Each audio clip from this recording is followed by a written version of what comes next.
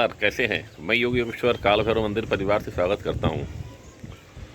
इधर टाइफाइड की वजह से मैं थोड़ा अस्वस्थ हूं और बाहर की यात्रा मैं नहीं कर पा रहा हूं, तो अपने घर में रहते रहते थोड़ा मन ऊब सा रहा था। तो स्थान का परिवर्तन करने के विचार से मैं यहाँ पर आया हूँ अपने एक रिश्तेदार के यहाँ चेनारी में। और बहुत खूबसूरत जगह है, तबीयत खुश हो जाता है यहाँ पर आने के पश्चात। मैं कल आया हूँ, तो कल से ही मैं यहाँ के नैसर्गिक छटा को देख रहा हूँ। और छत पे खड़े होने के पश्चात मानो पूरा गांव ही दिखता है। सुदूर तक फैली हुई पहाड़ियाँ और विंध्याचल पहाड़ी से लेकर कैमूर घाटी तक की पहाड़ियाँ मानो एक में मिली हुई हैं। तो इन पहाड़ियों को मैं जब देखता हूँ, देखिए आज जो मैं यहाँ पर आ पाया हूँ ना, उसके पीछे एक रीज़न यही है कि संयुक्त परिवार का सुख।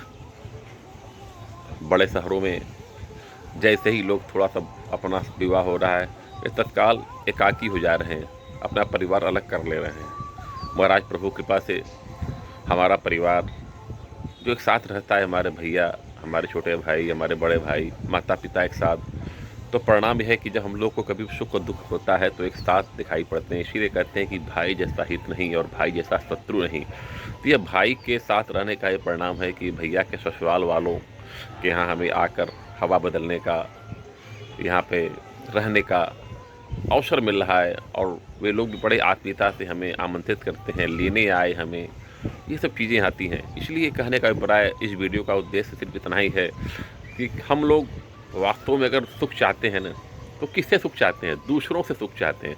और दूसरों के द्वारा कभी भी आपको पूर्ण सुख नहीं मिल पाएगा। अगर वास्तविक शांति चाहिए ना, तो आप अपने परिजनों से, अपने आत्मजनों से मिलकर रहने का प्रयास कीजिए, फिर देखिए जीवन वरदान बन जाएगा। अगर आप अपने आप में शांति चाहते हैं ना, तो घर में क्लेश का उत्पन्न वातावरण आपको कभी शांत नहीं रहने देगा।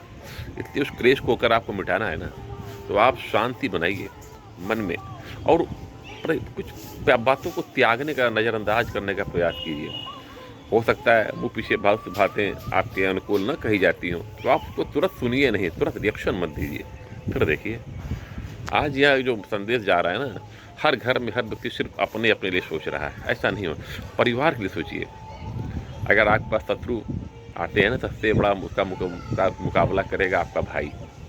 और भाई को आप लोगों ने शत्रु बनाना आरंभ कर दिया है। सबसे प्रथम शत्रु भाई को ही लोग मान ले रहे हैं। तो आज महाकाल कृपा, बाबा काल भैरव का आशीर्वाद है कि 25 साल हमारे भैया की शादी को हो गए, 22 साल हमारे शादी को हो गए, 12 साल हमारे छोटे भाई की शादी को हो गए, और हम सभी लोग एक साथ रह रहे हैं, एक विचार से रह रहे हैं।